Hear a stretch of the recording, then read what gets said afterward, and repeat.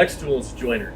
It's probably another one of my favorite tools. I mean, all the tools in here are my favorite. So when you're running material through the joiner is really to get your thickness material from the planer to a square side. So you have one side flat or both sides flat and a third side square. So when you run it through the table saw, you get a nice square cut on the other side and not have any rough edges. So on this one, you're usually going to run your material where it's real thin on one side and kind of vertical. Again, green, red switches over here on the right underneath the back deck.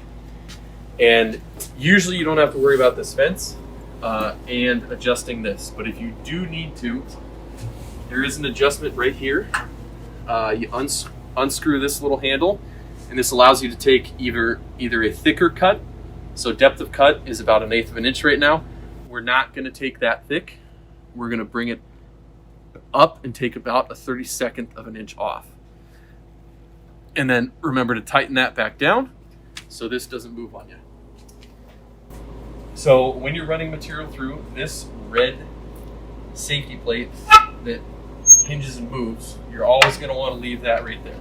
The reason why is because when you're pushing material through, it will move on its own and allow the material to run through, and then protect the blade so you don't cut your fingers or injure yourself from the blade.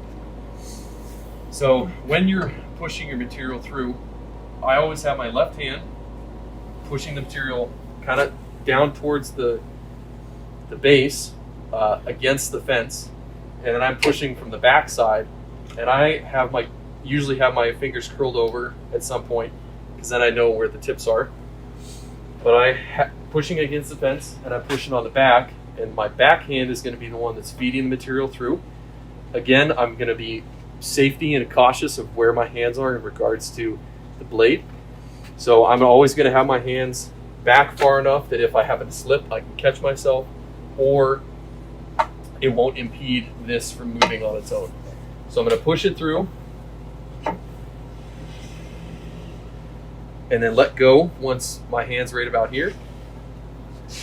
Push it all the way through until that red fence goes back, and then you're good to go.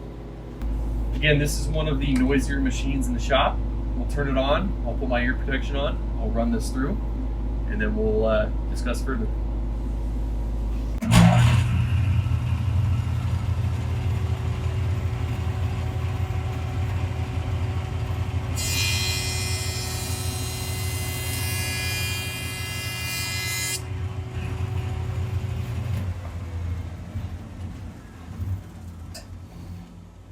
So the really nice thing about the joiner, this joiner, is that it leaves a really smooth, nice finish on that cut edge. So that allows you to go back to the table saw. Let's imagine this is the table saw fence. Allows you to push it right up against there, and there's no gaps whatsoever. So when you're pushing your material through, you don't have any issue running that through, and you get a nice exact cut for what you're looking for. So parting shots for the joiner. This is going to be your second step in breaking down lumber. First, you're usually going to use the planer to plane it down if it is rough sawn. If it's dimensional from like Home Depot or Lowe's, you can usually run right over to the joiner, put that one side in, and then take it over to the table saw and cut your pieces down. This is a pretty safe tool. The only thing that we request is that you don't hold this back when you're running it through. Leave it like that, and it'll be just fine. So we're going to be covering the chop saw next. This is another one of those kind of scary tools for most people starting out, but it does have a lot of safety features, a lot of things that if you use it appropriately, you're going to be just fine. So first off, when you're cutting, this little safety catch or safety feature will allow you to protect the blade when it's running. When you come down, this automatically moves up, so you're not going to want to pull that up automatically by yourself. Just leave it as is and it will do its job. The other feature is up here, there's safety on this handle. So you have to push this little button down and then squeeze the trigger and it starts the tool. Now sometimes this one doesn't have a lot of kickback or kick up because the motor is coming in at an angle, but if you're using a saw just remember on the chop saw that it could have a little bit of kickback when you start it. It could kick up just a little bit, so just be aware of that. Again, whenever you're using or cutting material, you don't want to leave your material on there when you're cutting without having a hand on it. So if I'm just playing around like this and moving stuff around, great. But as soon as I'm going to start cutting, I'm always going to hold my material down and against a fence, whether it's cutting on the table saw or the joiner, chop saw, or any other tool in here. So when you're cutting material, always have a hand on your material, holding it steady. So we're going to go over replacing the blade, changing the blade. So in this instance, since we are going to be changing it, you always want to have it unplugged so you can't accidentally, or someone can't come in and turn it on while you're changing anything. You'll be able to use, now since it's unplugged, you'll be able to hold this up, be able to use a little wrench here that's on the left side of the blade. Don't drop the tool. Loosen this nut, and you'll need a Phillips head screwdriver for this. You'll be able to loosen that, pull this whole safety thing up. You just be able to rotate it up a little bit so you can get access to the screw that's right there, and you'll be able to back that out all the way. Again, this one has a flange, same thing as the table saw that is against the blade, holding it against the other side. So once you pull that off, you'll be able to pull the blade off and be able to set the blade again on a piece of wood or plywood, never on the metal here, because that will possibly ding or dull the blade. So now we're going to show how you would set up a cut. So if I'm going to cut this, just the end of this off, I'm going to hold the wood up against the fence. If there is any discrepancy in here, you'll want to talk to Heath or myself, because you want your wood square against the fence so there's no issues. So we're going to go ahead and cut right here, so there's not really a big gap on either side. When you're using this, you'll always want to pull. This is a sliding chop saw, so you want to be able to pull this out so you're cutting out towards the farthest point first.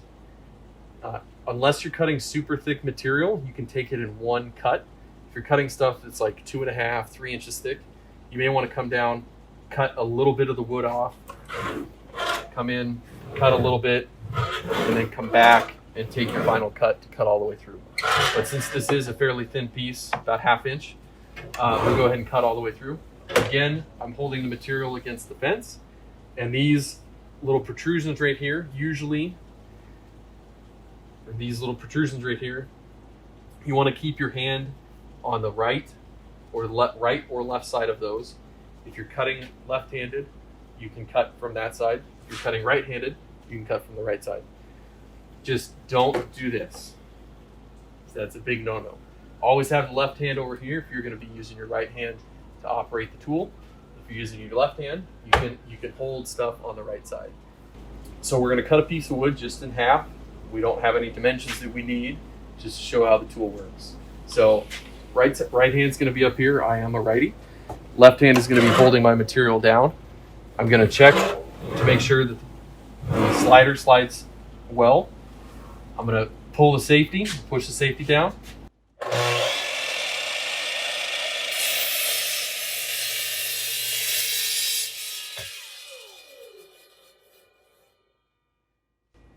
And you're always going to want to wait for the blade to stop spinning before you bring your tool up, or bring the saw up, or move your material.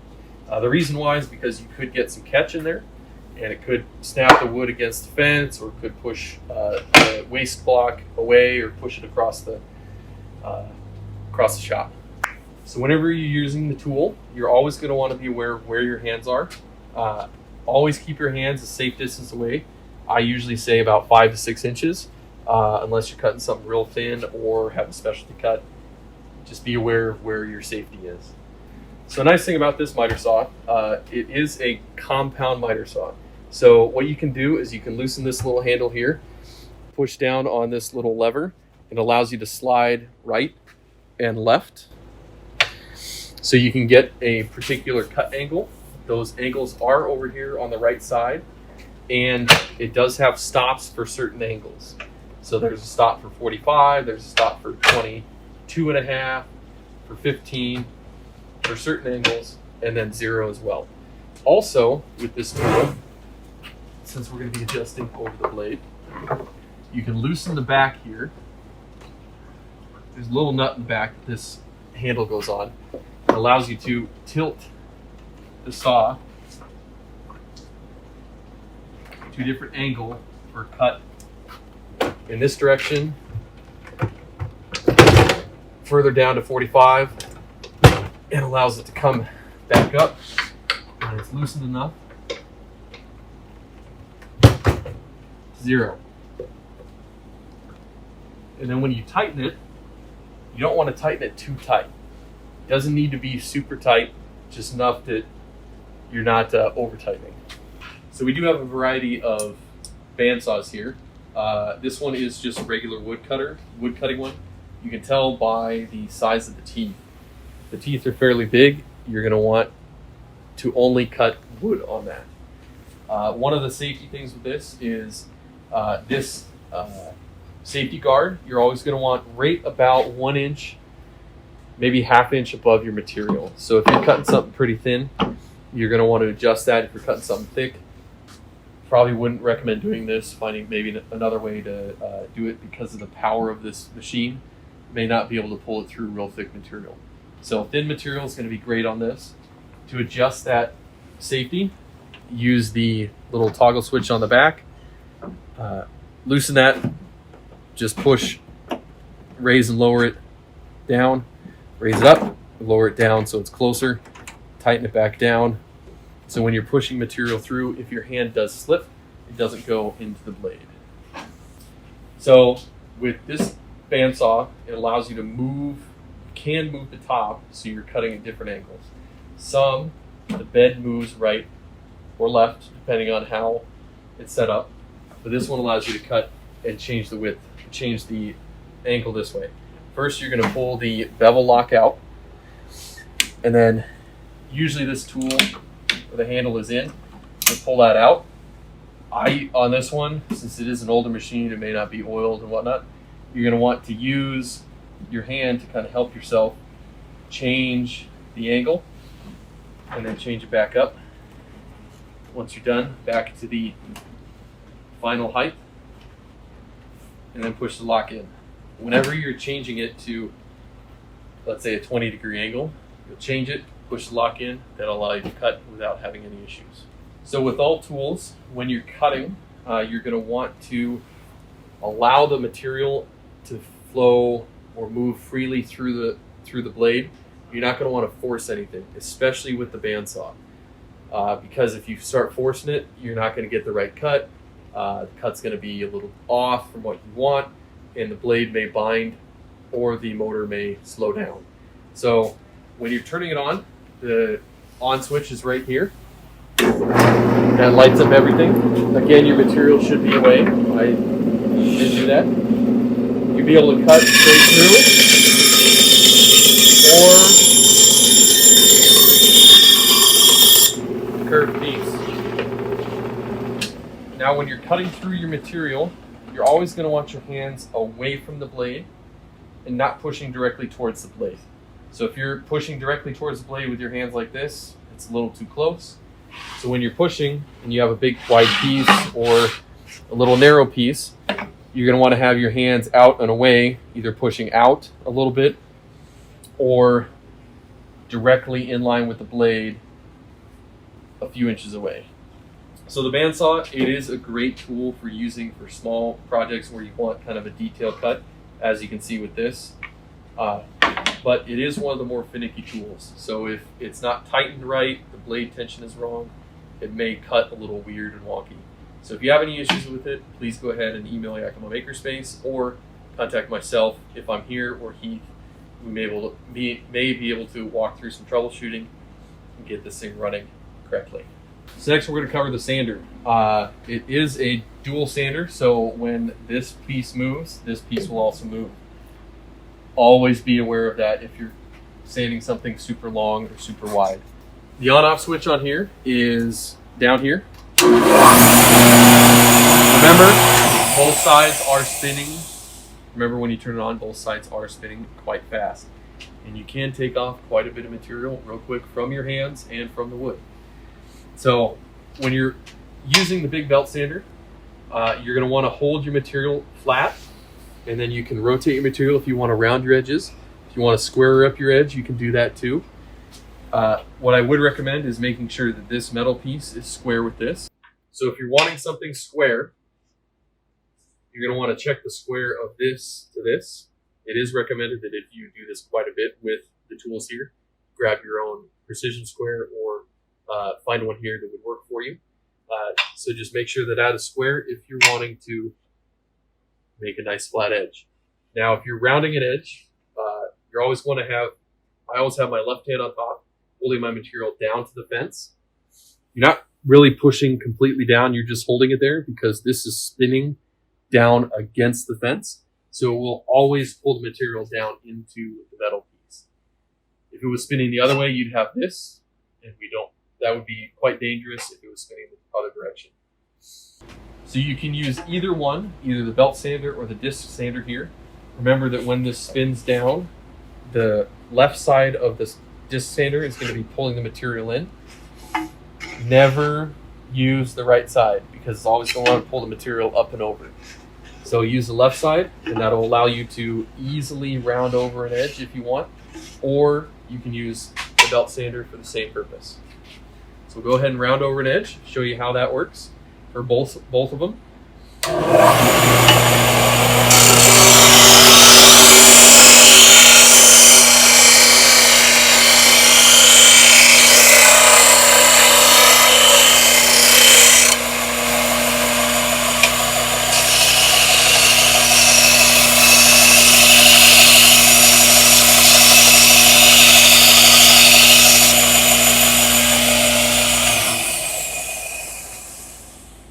So as you're using it, you don't want to use a lot of pressure against the sandpaper. You're just wanting it to take the material away as fast as it wants to.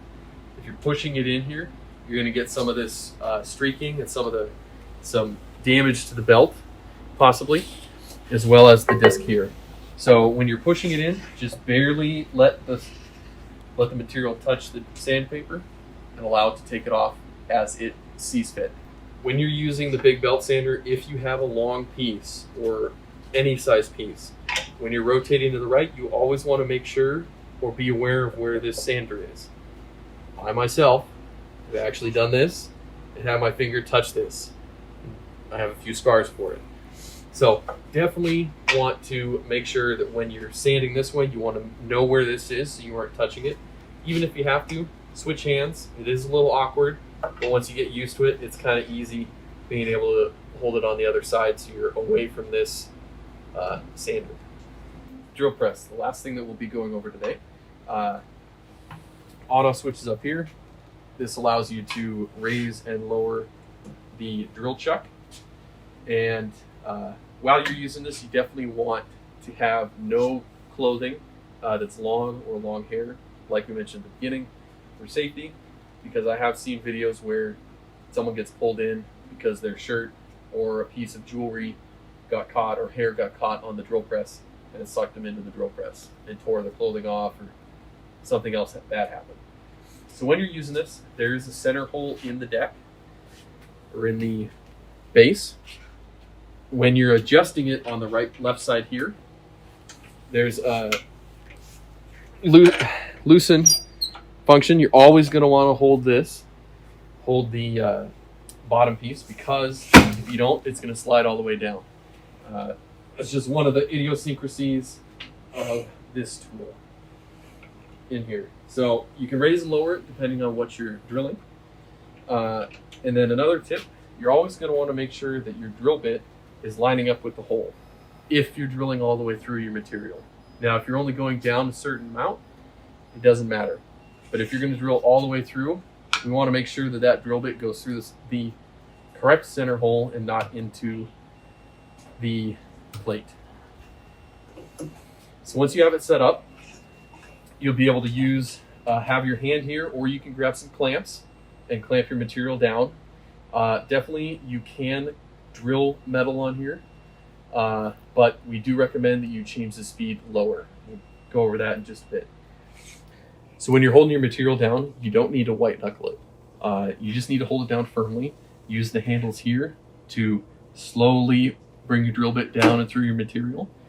You don't want to go super fast with your material cutting on this because it could bind and it could rip this out of your hand. Most of the time it's not going to do that, but if you're using a really big bit or drilling metal on here, which you can do, definitely recommend going a little bit slower as you're using it the first times. So we're going to do demo the drill press. We know that it's clearing because we've tested that already. We're going to drill through this completely, much like the previous hole. Turn it on. You're always going to have your hand on the piece when you're drilling through and as the drill bit comes all the way back up. Slowly press down, bring it all the way up, turn the machine off. There you go. So like I said, you can drill metal with this. One of the things we do say is you adjust the speeds. So here's the speeds. Right now it's on the actually cross adjusted. It should never be cross adjusted on here. So if you're set up here on the top, the belt should not be on the bottom one down here. It should always be in the same exact pulley as it is on the other side. So this one's actually on the bottom here and the second one up over there. So when you're adjusting the pulleys, you'll be able to unscrew or loosen this screw here. This you'll be able to pull out and pull just a little bit upwards. It is already loose right now.